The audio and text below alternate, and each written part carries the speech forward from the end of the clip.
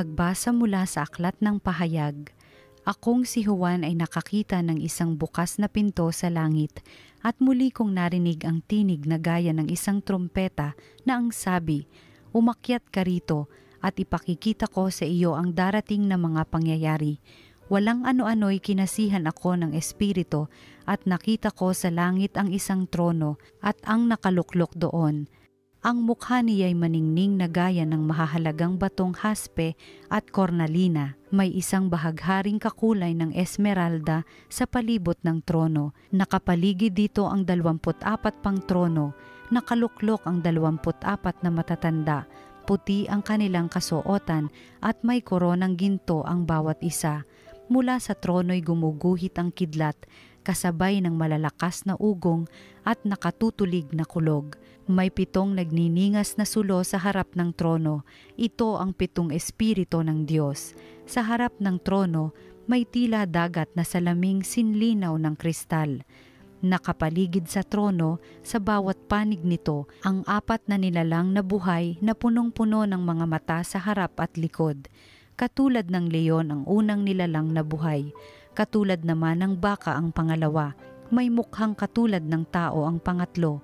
At katulad ng agilang lumilipad ang pang-4.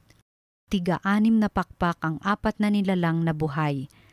At tadtad ng mga mata ang bawat isa, sa loob at labas. Walang tigil ang pag-awit nila araw-gabi. Banal, banal, banal ang Panginoong Diyos na makapangyarihan sa lahat, ang Diyos sa nakaraan, sa kasalukuyan at siyang darating. At habang umaawit sila ng papuri, parangal at pasasalamat sa nakaluklok sa trono, ang nabubuhay magpakailanman, ang 24 na matatanda na may nagpapatira pa sa harap ng trono at sinasamba ang nakaluklok doon. Ang nabubuhay magpakailanman. Iniaalay nila ang kanilang korona sa harap ng trono at sinasabing, "Aming Panginoon at Diyos, karapat-dapat kang tumanggap ng papuri, paggalang at kapangyarihan, pagkat ikaw ang lumalang sa lahat ng bagay, at ayon sa iyong kagustuhan, sila'y nilalang mo at pinanatili." Ang salita ng Diyos.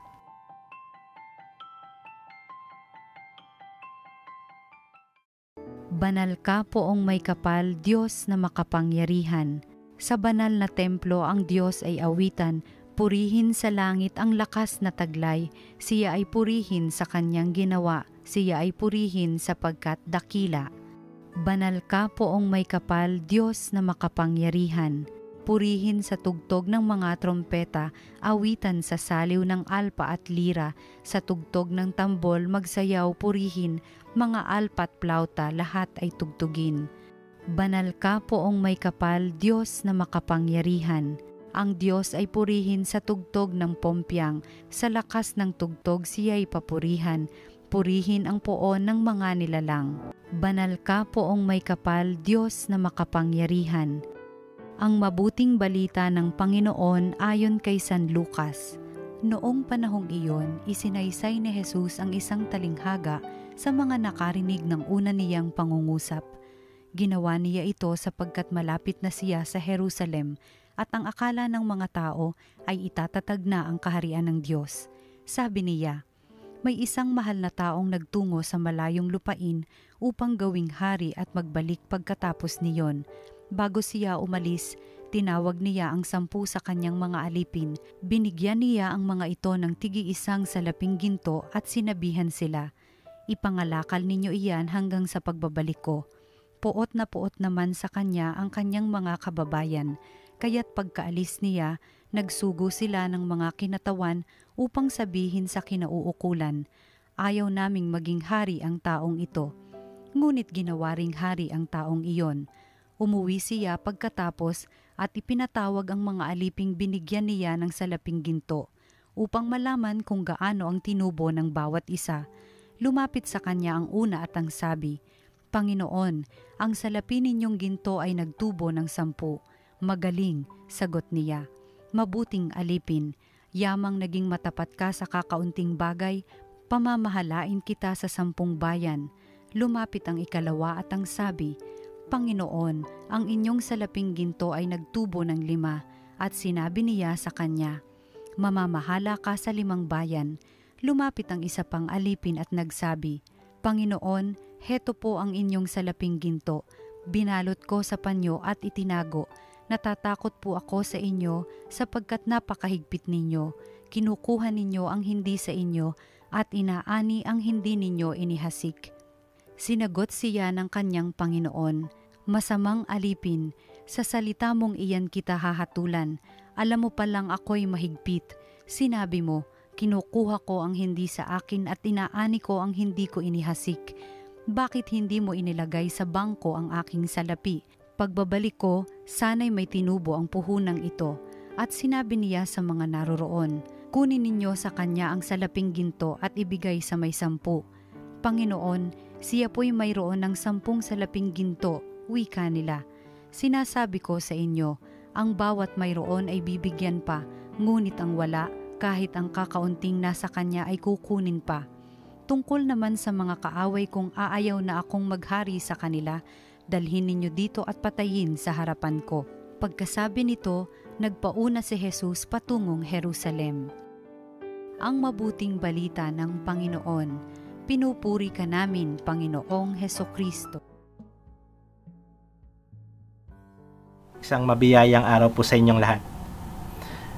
May mga ibang tao o ibang kabataan na kapag ipinalarawan natin ang pananampalatayang Katoliko, ilalarawan nila ang pananampalatayang Katoliko bilang isang listahan ng mga bawal gawin.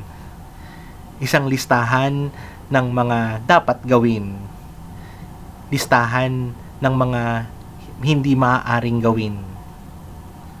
Kapag ganun ang pinag-usapan, o di kaya kapag ganun ang naging karanasan, para bang ang nangyayari ay yung pananampalatayang Katoliko ay para bang nanggigipit. Ang hirap kumilos. Ang daming bawal. Ang daming hindi pwedeng gawin. Ang daming dapat sundin. Kaya ang pakiramdam ng iba, nasasakal. Ang pakiramdam ng iba, hindi ako malaya. Ang pakiramdam ng iba, para bang hindi nagiging buo yung aking pagkatao. Dahil ang nakita nila, mga bawal. Ang nakita nila, mga hindi dapat gawin. Ang nakita nila ay yung mga hindi dapat sundin. Isang malaking hamon yan para sa atin. Dahil maaaring nakasanayan natin yung kamalayan na ito ang dapat nating sundin at ito ang hindi natin dapat gawin. Na ito ang pamantayan natin at hindi tayo dapat lumihis. Isang malaking hamon yun para sa atin na maipakita na ang pananampalataya natin ay hindi listahan ng mga bawal gawin. Na ang pananampalataya natin ay nakaugat kay Jesus. Dahil hindi naman agad sinabi ni Jesus na bawal gawin ang mga bagay na iyan. Ang unang sinabi din ni Jesus, lalo nang siya'y muling nabuhay, ang mga wika niya, "Sumainyo ang kapayapaan." Mga salita ng pagmamahal, salita ng kapayapaan, salita ng kapatawaran. Yan din po sana yung makita nating hamon para sa ating sarili. Paano natin tinitingnan yung ating pananampalataya? Pananampalataya lang ba yun ng mga bawal? At pananampalataya ng may buhay? Pananampalataya ng may pagmamahal? Dahil kung makita lang natin iyon at maunawaan din natin ang sitwasyon ng mga kapatid nating ganun ang pagtingin sa ating pananampalataya, baka mamaya tayo rin nakikita lang natin na hindi tayo nagiging malaya, nagiging sakal tayo, napipilitan, napipigilan. Pero ang mukha ng ating pananampalataya ay mukha ng pagmamahal na nagbibigay, nag-aalay, hindi nagiging makasarili, nagbibigay buhay, nag-aalay ng pagmamahal. Malayong malayo sa mga bawal, malayong malayo sa mga hindi dapat gawin. Dahil kapag ginawa natin ang lahat ng bagay ng may pagmamahal, ginawa natin ang lahat ng bagay ng may pag-uunawa, ng may kabutihan, ng may respeto, yan ang tinuturo naman talaga sa atin. Nagiging malaya din tayo. Yung mga alituntunin ay gabay lamang sa kung papaano tayo mabubuhay. Pero bago pa tayo mapunta doon, o mas maganda ay lagpasan natin iyon upang sa gayon, sa mga gawain natin, hindi tayo nagiging sakal.